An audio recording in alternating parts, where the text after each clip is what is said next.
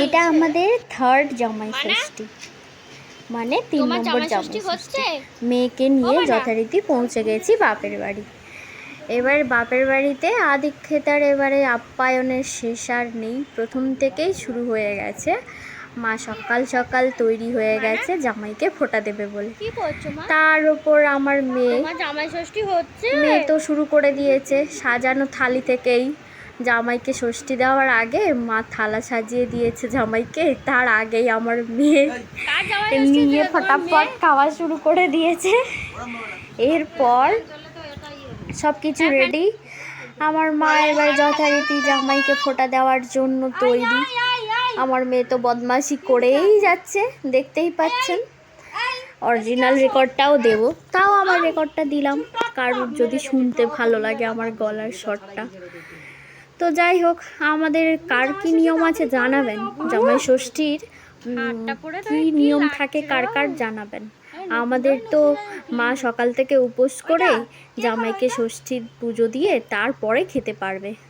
তারপর কি হচ্ছে দেখো পাপা, এই ষষ্ঠীতে চন্দনের ফোঁটা আগে দিতে হয়, চন্দনের ফোঁটা দিয়ে মালা ঘুমসি দিয়ে আরতি করে। এবার এই সময় অনেকে একটা ডায়লগ বলে, যেটা হচ্ছে এখানে আমাদের ওখানে প্রচলন আছে, তো কাদের প্রচলন আছে জানি না, আমাদের আছে যে জমদুয়ারে পড়লো কাটা, জম দেয় জমকে ফোঁটা, আমি দেই আমার জামাইকে ফোঁটা। এই চলটা ভাইফোঁটাতে যেমন চলে, আমাদের জামাই ষষ্ঠীতেও শাশুড়িরা মানে এই ল্যাঙ্গুয়েজ মানে এই ডায়লগটা বলে আর কি।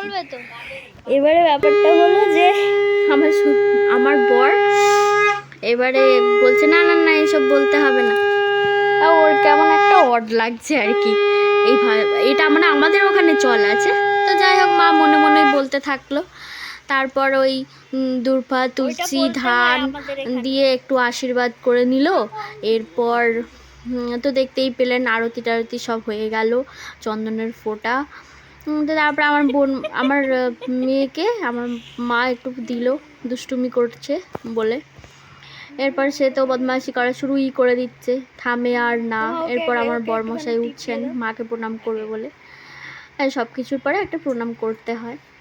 তো যাই হোক, এবার আমার বোন এখানে, মেজো বোন এখানে অনেক সকাল থেকে খেটে খুটেছে, এসে সবে বেচারি বসেছে। তো এবারে আমার মেয়ের পেছনে সবাই লেগেছে। এরপর তোমার বরের মোটামুটি হয়ে গেল জামাই ষষ্ঠী, এবার খাওয়া দাওয়া হয়ে গেছে। এবার এটা হলো বড় জামাইবাবু, আমাদের বংশের বড়। প্রথম বছর উনি এসেছিলেন শালিদের অত্যাচার সহ্য করতে, তারপরে এত শালিদের অত্যাচার আর আসে না। আমরা 7 বোন আর 2 ভাই বংশে, তো 7টা শালির অত্যাচার সহ্য কখনো করতে পারে? বরজামাইবু এসেছিল সন্ধেবেলা, তো সন্ধেবেলা জেঠিমার ঘরে, এবারে জেঠিমা ফোঁটা দেবে। বরজামাইবুর ফোঁটা দেওয়া হয়ে গেছে, এবার আমার বরকে ফোঁটা দিচ্ছে জেঠিমা। এরপর হচ্ছে বরজামাইবুর, হ্যাঁ এখানে একটা কথা বলি, বরজামাইবু হচ্ছে প্রথম বছরে এসেছিল, তারপর এই সেকেন্ড টাইম বরজামাইবু এলো ফোঁটা নিতে।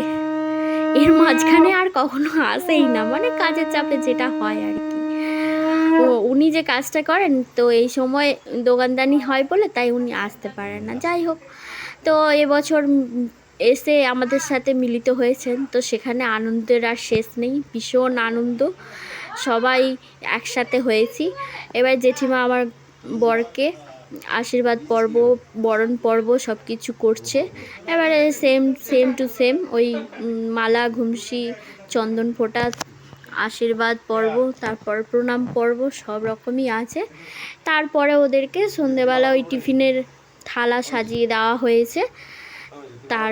তারপরে আমাদের আবার রান্নাবান্নার ঝোঁক আছে, রান্নাবান্নার দিকে যেতে হবে। এটা হলো আমার ছোট বোনের মানে কাকার মেয়ে ছোট বোনের ছেলে, আর ওটা হলো বড়দির ছেলেরই যুগ।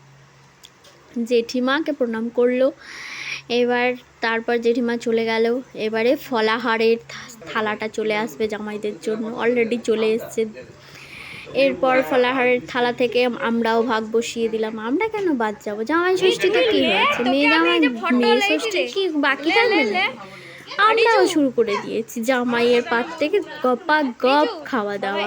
এটা হচ্ছে বড়দির ছেলে রিজু। অনেক বছর পরে বাবুকে দেখলাম, অনেক বড় হয়ে গেছে, লম্বা হয়ে গেছে। ও দিন যে কখন কেমনভাবে চলে যায় সেটা বোঝাই যায় না।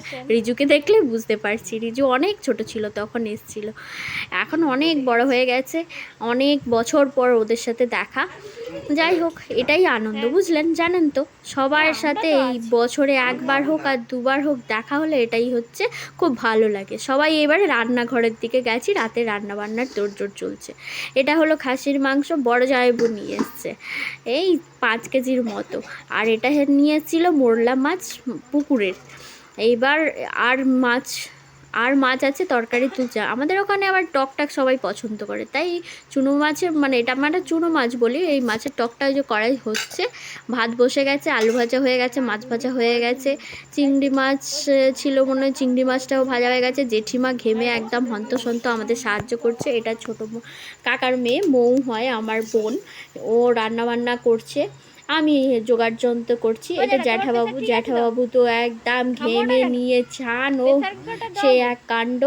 জ্যাঠাবাবুর প্রেশার ঠিক আছে কিনা ঠিক জিজ্ঞেস করছি। এটা বড়দি এবারে লাস্টে রান্নাবান্না করতে বসেছে, সেই মেন কোর্স, খাওয়া দাওয়ার মেন কোর্সটা এবারে বড়দি রান্না করতে বসেছে। আমাদের রাঁধুনি এবার চেঞ্জ হচ্ছে, সবাই পারছে না, এত অতিরিক্ত গরম পড়েছে। আমি মোটামুটি সবার হাতে হাতে করতে ব্যস্ত থাকছি। এবারে বড়দি মাংসের মশলাগুলো কষিয়ে নিয়েছে। হ্যাঁ, তারপর আমি মাংসগুলো আস্তে আস্তে করে তুলে দিচ্ছি বড়দির হাতে হাতে। হ্যাঁ, আমাদের ওখানে আবার উনুনে রান্না, কাঠের জ্বালানি, অতএব খাসির মাংস যথারীতি টাইম লাগবে। তো যাই হোক, রান্না বান্না শুরু হয়েছে।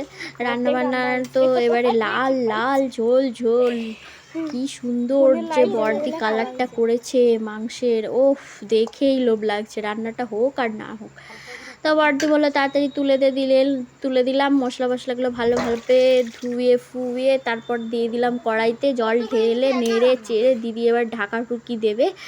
এবারে কষাটা শুরু হবে। এবারে কষাকষির জন্য দিদি আবার ঢাকনাটা দিয়ে দেবে।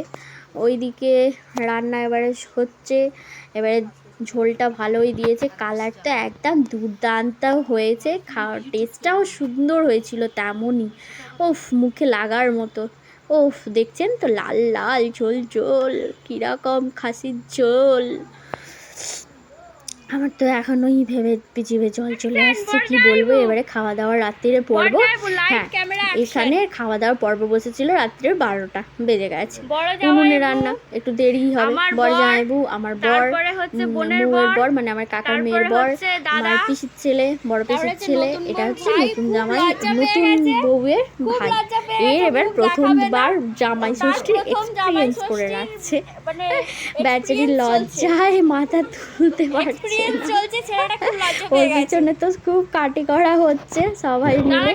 তো যাই হোক, এবার হচ্ছে দাদাকে বলছি কি বক্তব্য বলো। দাদা তো বক বক করেই যাচ্ছে, আর কি বলবো। এরপর জামাই বলছে আমার ঘুম পেয়ে যাচ্ছে, আমার বর তো মশাই চুপচাপ খেয়ে নিচ্ছে, কি করবে।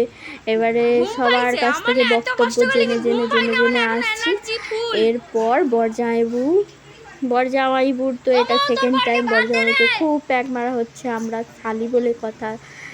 তো যাই হোক, এবারে ওরা যা খাওয়া দাওয়া করলো, তারপর এবারে আমাদের পালা। আমরা এবারে লাস্টে বসবো। সেই ফুটেজটা আর এখানে নেই, আমাদের ফুটেজটা আর কে করে দেবে বলুন। যা করেছি নিজে থেকেই করেছি। এবারে এইগুলো ছিল টিফিন, এইটা ছিল মাংসের ঝোল ঝোল লাল লাল কালার, একদম লাল লাল ঝোল ঝোল, যা বলবেন। এই হচ্ছে মাংসের কালার ছিল, ও দারুণ খেতে লেগেছিল, টেস্টি ছিল।